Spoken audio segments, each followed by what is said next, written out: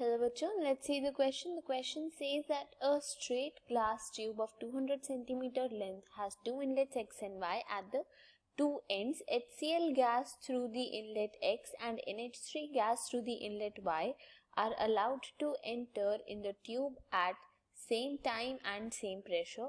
White fumes first appear at point P inside the tube. Calculate the distance of P from X. तो इस question में हमारा की concept है Graham's law of diffusion.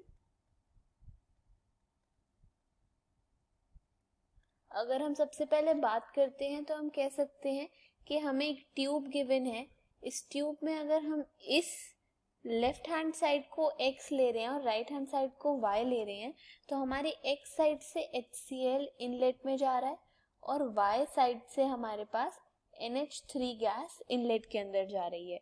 तो अगर एक पॉइंट इस पॉइंट P पर अगर हमें वाइट फ्यूम सबसे पहले दिखी तो हमें बताना है कि इसका डिस्टेंस क्या है x से। तो अगर हम इसे x ले रहे हैं, हमें टोटल लेंथ 200 गिवन है, तो ये हमारे पास जो बची हुई लेंथ होगी वो 200 माइनस x हो जाएगी। तो अब हम लिख सकते हैं आगे कि अकॉर्डिंग टू ग्राहम्स लॉ हम जानते हैं कि ये जो रेट होता है वो डायरेक्टली प्रोपोर्शनल होता है डिस्टेंस के साथ, और जो रेट है वो इनवर्सली प्रोपोर्शनल होता है रूट ऑफ मॉलिक्यूलर मास के साथ।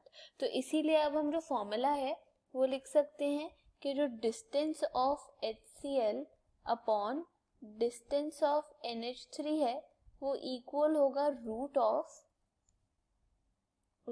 Of molecular mass of NH3 upon molecular mass of HCl, इसके इक्वल होगा। अब अगर हम यहाँ पर लिखें तो हम कह सकते हैं कि HCl का साथ जो डिस्टेंस है वो हमारे पास x है, तो इधर वैल्यूज पुट करेंगे तो हो जाएगा x upon 200 minus x equal है रूट ऑफ 17 अपॉन 36.5 के। तो यहाँ से हम कह सकते हैं कि 1.46x इक्वल होगा 200 माइनस x के, और यहीं से हमारे x की वैल्यू फाइनली इक्वल आ जाएगी 81.13 सेंटीमीटर्स। तो ये होगा हमारा final answer. I hope you understood the question.